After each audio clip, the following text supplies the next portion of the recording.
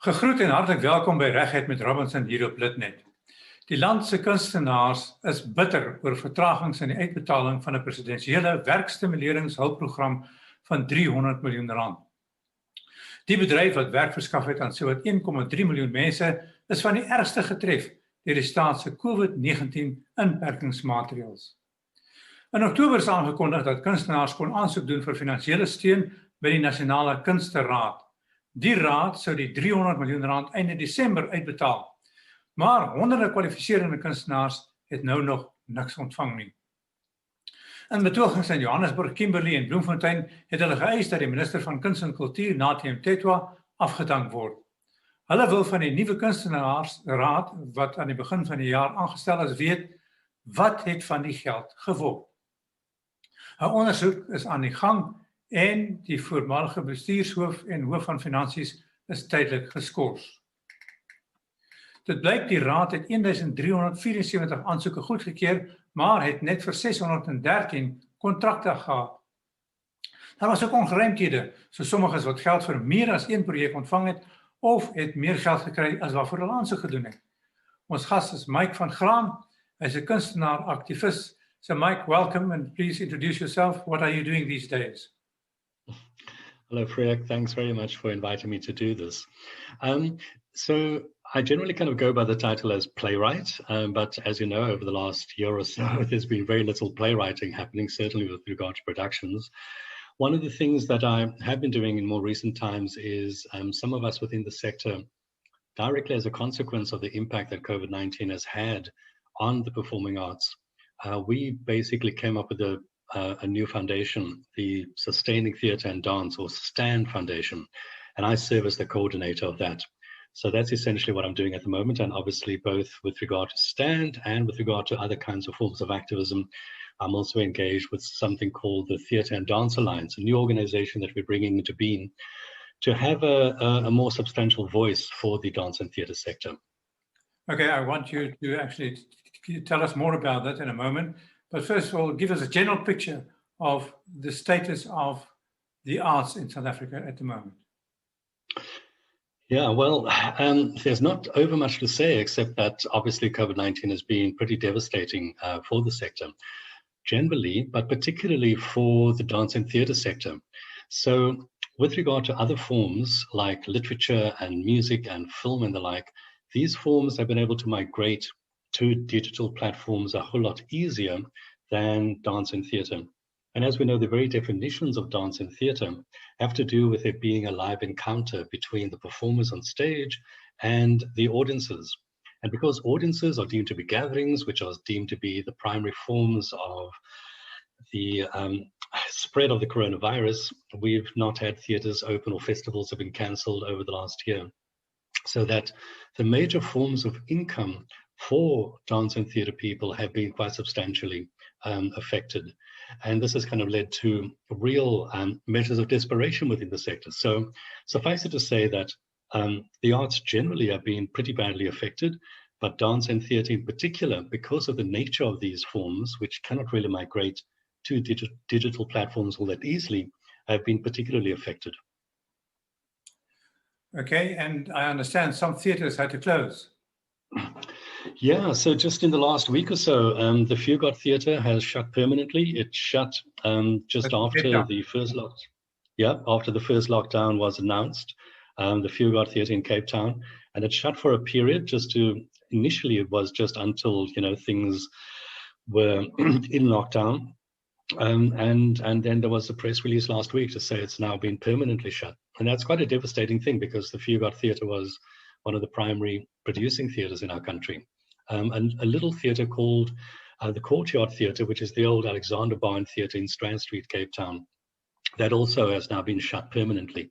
And then there's a whole range of other theatres that, although they remain open, they are essentially shut in terms of not being able to host productions or have audiences that are larger than 100 people, and 100 people do not make for financially viable theatre productions. So generally, theatres have been shut, and festivals, which have also been the major source of income for many people and a major source of producing and commissioning new work, those simply have not happened over the last year.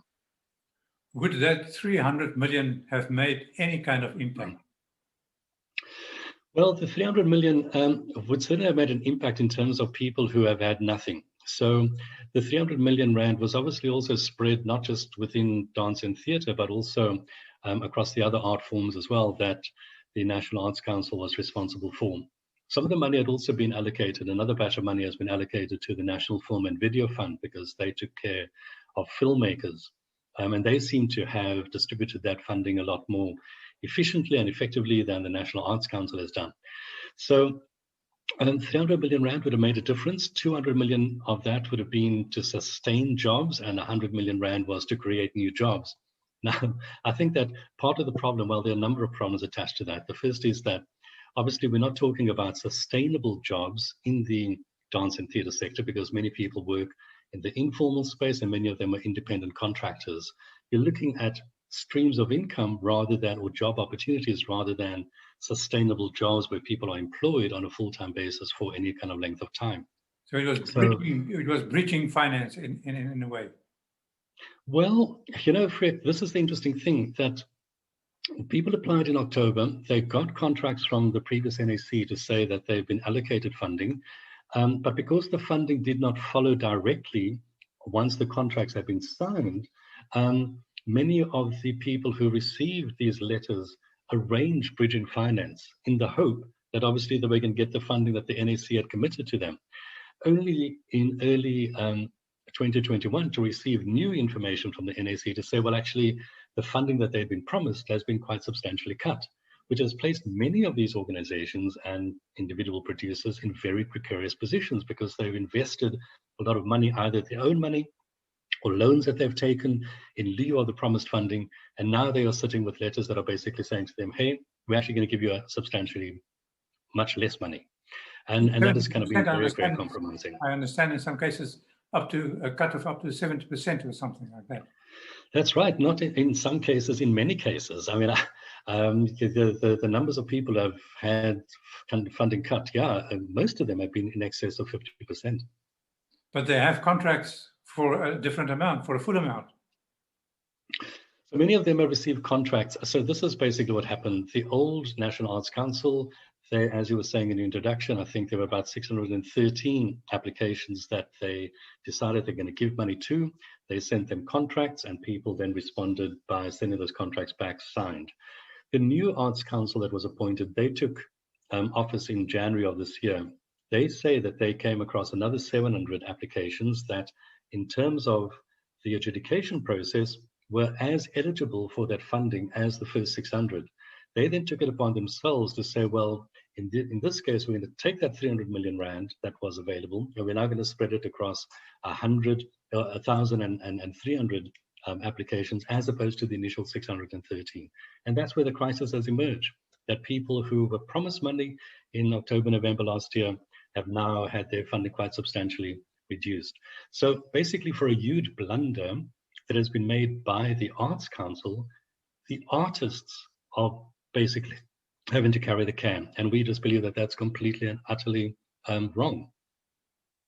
Yeah, so it's very difficult for people now actually with a far less amount than what they anticipated to actually make it through every day, day by day.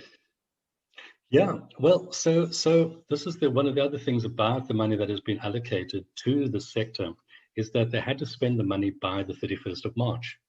So you have a situation now where, in fact, we are coming to the end of March and very little of that money has been paid out. In fact, the NAC kind of announces almost on a daily basis, this is how much money we've allocated and how many jobs we've created. And I think last week they were very proudly announcing that they've allocated about 37 million rand and they've saved or supported so many, so many jobs.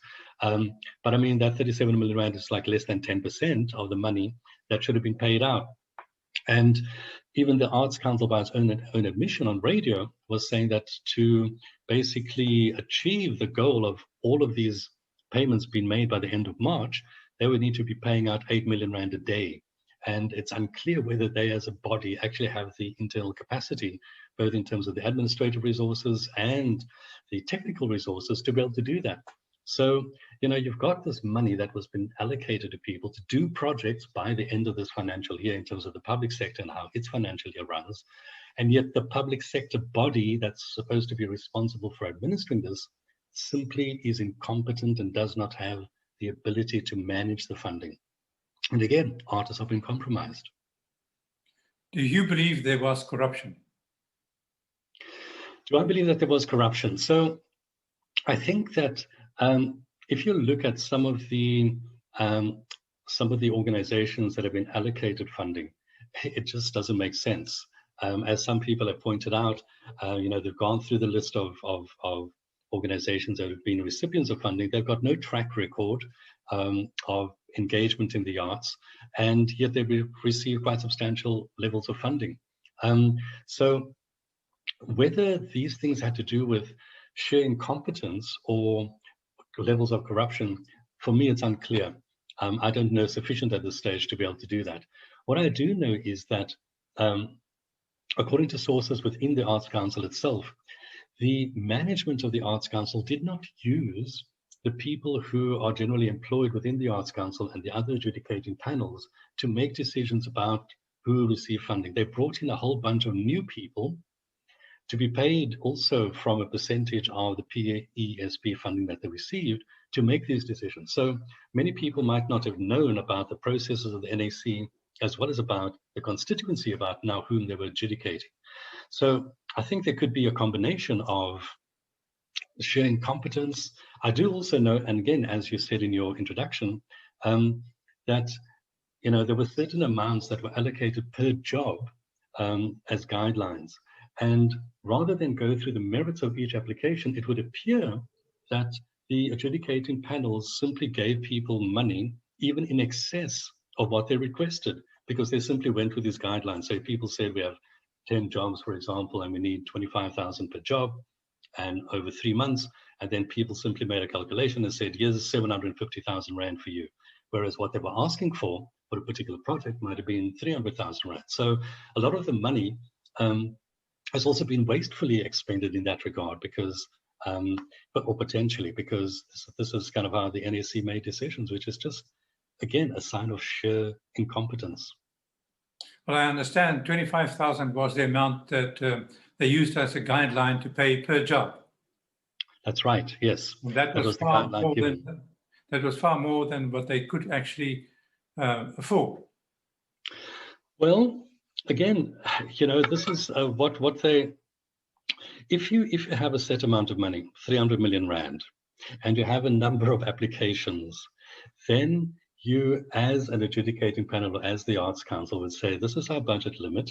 These are the applications that we have. Let's look at the merits of the application in the light of the amount of money that we have. And those that qualify, let's try to spread the money as we can. Or and choose the ones that either are making the most impact, or employing the most people or whatever. But let's come up with a way of doing it. It doesn't seem as if that was done. It seemed as if they came up with a list of 613 projects and then decided to allocate this 300 million Rand to those projects. And then a new council came into being and said, well, actually, there are more applications. So, it's just, it's very difficult for someone that uses logic to get their head around how this could have happened, because one would have imagined that with a competent management at the NAC, you would know what your budget limitations are and what you can or can't do. It's not like the first time that they've received money. They receive money on an annual basis to allocate to arts and culture projects. So simply use the same systems, for goodness sake, to make sure that you're not overexpending. But now there's a new council. Do you have trust in them that they could actually rectify this? Because they sit with the problem now. Yeah, they sit with the problem, and they've inherited it, and one has a degree of sympathy for them, except that there are a whole bunch of questions around this particular Arts Council as well. So one of the big issues of contention is that one of the senior members of the Arts Council, Dr. Sipho Setoli, was a recipient of funding under the old council, and now he's sitting on the new council, and he is still a recipient of this funding. Personally, I don't have an issue with that, but what is unclear because I mean he was a recipient of funding prior to being on the council. What is unclear though is what amount of money was he allocated, or his particular agency allocated by the old council. Did his agency receive reduced funding after he was appointed, and did he participate in the decisions around the allocation of that funding? Was he even on the premises when those decisions were being made as an arts council? Because the law, the National Arts Council Act, says that council members are not supposed to receive funding during their tenure. Secondly, they're not supposed to take part in the meetings around which their interests are being discussed. And in fact, they're not even allowed to be on the premises where those meetings happen. So that's kind of unclear. And of course, there are 2 or 3 people who, in terms of continuity, are there from the old council and they're serving on the new council. So the question is, surely if they were part of a body that was responsible for what happened and for what this new council inherited, why are they still there? You know, they were party to this level of incompetence. But what I think most people have a real problem with is the utter lack of empathy and the arrogance with which this council acted when they basically announced that this is the new strategy they're going to adopt. There was no consultation with the arts sector, no consultation with the people who had received initial letters to say that they were going to receive this amount of money. They simply made this unilateral decision. We've now got 1,300 applications, we're going to do this. And they very arrogantly, when announcing this, had a lawyer who said, we know that we're going to go to court, but we don't care. We're going to do this anyway because we think it's the fair way to go. So the level of arrogance and the level of the lack of empathy is what has got many people in the arts and culture sector to say, if you're there to serve us, you've clearly shown that you have no interest really in how we operate. You don't understand how we operate. Leave. We want to put a new body in place. They've, again, as you said in your introduction, they fired the, or not fired, they suspended the CFO and the CEO. A little bit like shifting the blame, although it looks like, you know, they are to blame for the mess because of their poor management. And I think that people are basically saying, send in an administrative team, let the Treasury kind of send in a competent team into the NAC, throw everyone out, and let them just manage this process initially before trying to re-establish the NAC as a credible body. Do you believe there was a fair process of actually considering the applications of people, and on what basis were they then selected to receive contracts and the money? So this, I don't know sufficient in terms of what happened with the adjudication process, although I've heard from people inside the NAC who were part of that, that they began to raise issues. In January, they sent a letter to the minister to say, we think that what is happening here is completely wrong, that this is not how these applications should be managed. So they informed the minister in January of this year, but the minister did not respond. He never responds. When he had a meeting with the arts sector on Friday last week, he actually conceded that they heard about this for the first time in January of this year. And now it's become this crisis. They took a kind of hands-off approach, thinking this is an independent body that needs to administer and manage this. But now that it's a crisis, now they have to basically get involved. So I do think that there are levels of mismanagement and there are high levels of incompetence. And I think that there are high levels of the management of the NAC simply not listening to people who had the skills and were adjudicating these things to be able to do the right thing. I think there was a kind of, you know, we've got this money, we need to do something about it, we need to get it out, we've got the short deadline. I get it that they were under incredible pressure, but that does not mean that they should have done things wrongly because of the impact that it would have had and that it now has had. Do you get the impression that the minister cares about the arts? This minister is ignorant. He is, you know, he should, first of all, he should never have been appointed in the first place. For him to be a minister in charge of the police who committed the Marikana massacre, you know, yesterday we celebrated Human Rights Day that commemorates the Sharpeville massacre, a memory that is supposed to say to us we should never have repeated this thing. And here's a minister responsible for the Marikana massacre who then gets appointed to manage the arts and culture sector. I mean, you know, in a real democracy, that would never have happened. But this guy has been here for the last 7 years, and he has been nothing but incompetent, arrogant, and in this particular situation, again, hands off. I mean, the fact that he, for example, tweeted in January of this year that theatre is alive and well, you know, after a year of the kinds of things I've just been speaking to you about, shows the level of ignorance and of how out of touch with the art sector this particular person is. He should not be there. He should go as quickly as possible. Because of the occupation of the National Arts Council offices by some of the artists who've been there now for 21 days, Freek. 21 days they've been asking for 8 questions to be answered. They have not received the responses they want, and they continue to sleep inside the NAC offices, basically requesting simple answers to 8 questions. The minister called a meeting 2 Sundays ago with these folk and said, I'd like to meet you at the Market Theatre. They declined to go because they thought this was a strategy to get them out of the NAC offices.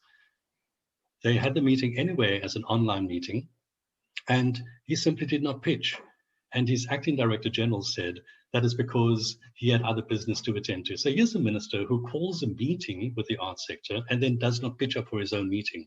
So he eventually arrives at a meeting a week later on Friday, where he does this pathetic little introduction and then has this lame excuse about him having a very bad connection. So he's going to switch off his video, and he'll just communicate with people through audio. You know, why this guy is still there is just beyond all of us. And the calls for him to be fired or for him to be resigned, I think is just going to swell even more. So in answer to your question, absolutely not. He has no empathy, no understanding for the sector at all, and he should go. And the new council? They should go as well.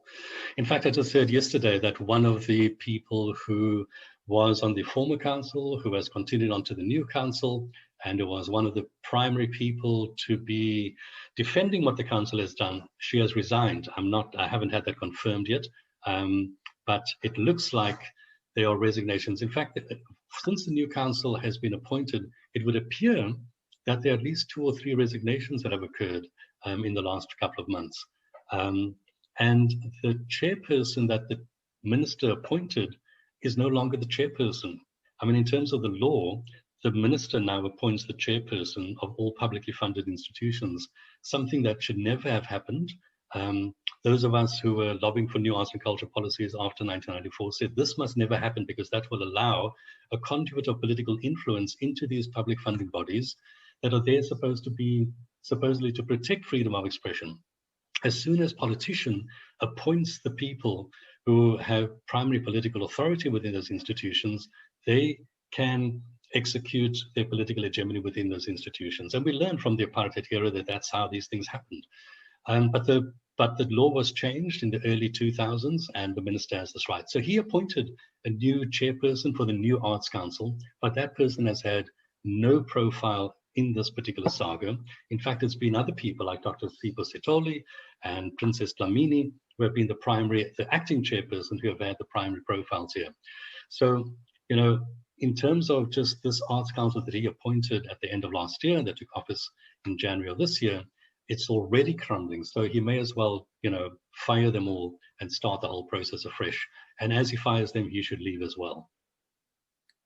But how to get out of this mess now? First of all, those people who have contracts can obviously claim that they must be paid as agreed, but they're not going to be paid that. So how do you get out of this?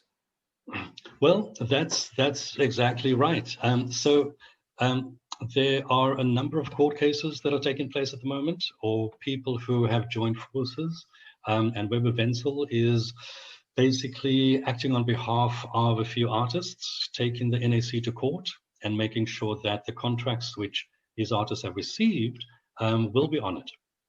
And the NAC at the last meeting, in fact, that was held with the minister on Friday, they were basically saying almost to the artists who are going to court, you know, if you go to court, you're basically delaying this process, and then people who are desperate for money are going to not get money. So again, shifting the responsibility for the mess to the artists, as opposed to taking responsibility and saying, we messed up, our blunder, we need to make it right by finding money. So apparently what has happened over this last long weekend, the minister has been trying to find money elsewhere. He's written to the 26 public entities that are under his watch, as it were, and ask that they find money to make available to the DAC, possibly to make up some of the shortfall at least. 1st of April is not that far away in terms of the new financial year starting. Money from that particular, from the new financial year can be appropriated for some of the decisions with regard to those who haven't received funding yet. No reason why they cannot be receiving money from the 1st of April as opposed to the money that was made available till the end of March. My view, the money that was allocated to the 613 applications in November of last year, that should be paid out, finish and clear. Then look at the new applications in terms of money that can be saved from elsewhere and new monies that can be raised, and they be paid from the 1st of April. That would be, in my view, the best way to go from here. But with regard to the Arts Council, Treasury, not the Department of Arts and Culture, because they're completely useless, Treasury to send in a team of administrators into the NAC to manage this particular process from here forth, and then to set up a new Arts Council with a new ministry in place from later on this year. You told us at the beginning of this interview that you started a new initiative. Did you receive money from the council for this new initiative? No, and we do not accept, we wouldn't accept money from the council. We wouldn't even approach them. We wouldn't approach government either, and certainly not national government.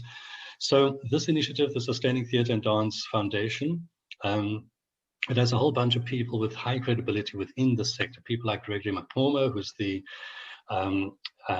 artistic director of Vuyani Dance Theatre, Sarki Botha, who's the CEO of the Woordfees, Ismail Mohammed, who's the director of the Center for Creative Arts, Yvette Hardy, international president of Asitej, and so on. So highly credible people, individuals with great networks and profiles within the dance and theatre sector have come together to say, very clearly, government is not going to be supporting the sector. And rather than bemoan our fate, let us come together and find ways of helping to make the sector sustainable, not just now during the COVID-19 pandemic, but beyond, because dance and theatre are always going to be in need of some levels of support. So through our particular networks, we've been able to raise money. We've identified a whole bunch of individual patrons, got them to make contributions of 10,000 Rand each, have gone to the Netherlands Embassy, got funding from them, from Business and Arts South Africa, and from other sources as well. And with various partners, they've been able to host a whole bunch of projects and initiate various kind of activities that have just been about, at this point, making people within the sector feel like someone cares and there are things that they can do and things to stimulate them and some forms of income that they can derive through participation in these events. So that's the kind of thing that we are doing right now with this private sector foundation, not with a membership, just private, so that we have the agility to be able to respond to issues as they arise, and also to have the independence to raise money from wherever we want, to be able to allocate it as we wish. Obviously, you have a crisis on your hands at the moment, but even with all the plans that you are trying to put together, it might be that it will not be sustainable beyond, say, another year or two. Look, absolutely. We have no doubt that the kind of interventions that we as STAN can make are minuscule in terms relative to the needs within the sector. The needs within the sector require massive government kind of responses. And so this is why what we're also doing as the STAN Foundation, and we've helped to initiate something called the Theatre and Dance Alliance, which is a representative umbrella body comprising existing organizations within the sector like the South African Guild of Actors, Asitej, and a whole bunch of other dance and theatre companies and festivals and individuals and the like, to say, this is actually how we want the dance and theatre sector to look in the future. So we are wanting to make an impact on policy, for example. So Freek, the issue is not that there is no money in the dance and theatre sector or no money within the Department of Arts and Culture. The Department of Sport, Arts and Culture has a budget of close to 5 billion Rand. Arts and Culture receives 3 or 4 times more money than what sports does within the Arts and Culture and sports budget. There is about 4 billion Rand available for arts and culture. The problem is how that money is allocated. There are 5 theatres in our country, the State Theatre, Packhofs, Playhouse, the Market Theatre and Artscape, that between them receive 300 million rand in 1 year, besides the capital budget that is made available to them as well. Now, we just think that that's an inappropriate way of spending money. Imagine if you had 30 companies of dance and theatre makers of 12 people each around the country. Every province has at least one of those, a dance and a theatre company. You'd be employing 360 people, and they each got a subsidy of 3.5 million rand a year.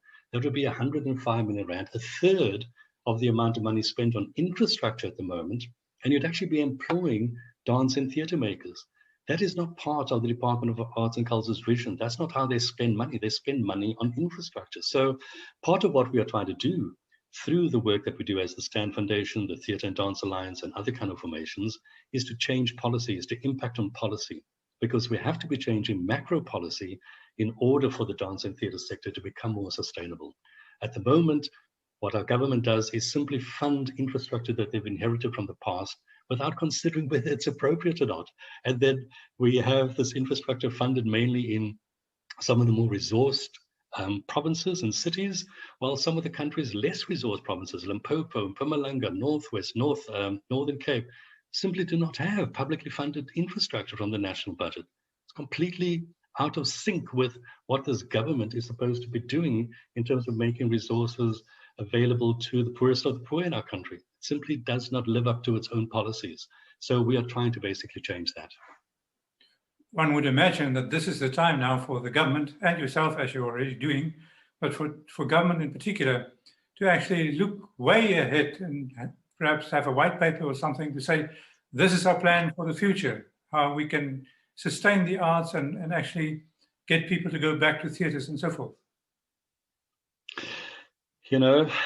We drafted a white paper. I was part of helping to draft a white paper in 1996, the white paper on arts, culture and heritage. And that became the framework for a post-apartheid kind of cultural dispensation. And out of that actually came the National Arts Council. And the idea behind an Arts Council was that as opposed to money being sent directly from government to particular institutions, everyone would now be able to access public funding from an independent arm's-length body, the Arts Council, without politicians having a say in how that money was allocated. That was the theory behind it. It's become completely compromised since then. But anyway, that's what happened then. This particular minister came into power, 2014, after the election, two elections ago. He's been there for 7 years. It took him 6 years, the whole of his first tenure, plus another 1.5 years of his second tenure, to revise that white paper on arts and culture. I mean, it's pathetic. It goes to this man's complete and utter lack of leadership and incompetence. It would take 5.5 years to review a white paper when it took people 2 years to basically draft a new white paper post 1994. So, and even the current white paper that we have does not speak to the conditions as we now experience them. So what we as the Sustaining Theatre and Dance Foundation have done is we've come up with a vision, a discussion document on a vision for the future of dance and theatre in our country. And it's very clear, very practical, spells out clearly who does what in terms of what government has to do, what the private sector does, what we as the arts and culture sector have to do as well. And we are looking to engage with government in order to have this vision kind of panel beated and implemented. We're not saying it's the only one that must be implemented, but this is the basis upon which we want to enter into dialogue with government. And this is why we are forming an organization like the Theatre and Dance Alliance, so that it is not just a private foundation, but a much broader representative structure within dance and theatre that has the membership, the mandate, and the strength to be able to say, these are the things we want to engage with us. Let's work together to implement these things. The problem with government is that they don't understand that they need to be working with the sector. For them, it's like they are government. They must do, they must implement, and they simply do not have the competence to be able to do so. They'll get so many more kudos if they simply worked with the sector in implementing policies and creating the environment in which the sector can get on and do the work that they know they can do. And so this is why we also think that this minister should go, so that a new person who comes in can be engaged with and create the political space in which a new vision for the dance and theatre sector can be implemented. best case scenario, looking into the future, when do you think we'll get to that stage again where we as art lovers can go to theatres and actually enjoy a wonderful evening? Gee, I wish it were sooner rather than later. So first of all, I think that the idea of simply saying that theatres can only have, 100 people inside them is ridiculous. It doesn't take account of the size of a theatre. We go to restaurants now and people sit in much closer proximity than they would in a theatre space where social distancing could be implemented. We go to the mall where people are existing crowds. So why theatres should be particularly, focused upon in terms of the possible spread of the virus is beyond me. So I think that there needs to be much greater nuance with regard to how the social distancing protocols need to be implemented with regard to theatres. You've got a space like Artscape that has a theatre that can accommodate 1,400 people. So to say you can only have 100 people inside them is ridiculous, So I think that what needs to happen, and this is beginning to happen within the theatre and dance sector, people are beginning to come up with, these are the kinds of protocols that need to be considered to open up theatres more sustainably and cognizant of COVID-19 protocols. So I think that it will begin to happen. And already, I was at the theatre on Saturday night, the Cork Bay Theatre. There were 70 people in the theatre. We were being entertained by Alan Committee, a stand-up comedian, and we were suitably socially distanced. But I think that, audiences are going to take a while to come back to this. People are desperate to go to the theatre, but there are also elements of, we don't want to go into a space unless we know that, social distancing protocols are being observed. And I think this is why the sector is getting its act together to try to make these proposals to what those should be, so that government can feel it's safe to open and announce that it's safe to open theatres, provided that they abide by these particular protocols. Mike, thank you. Go well. Thank you very much, Freek.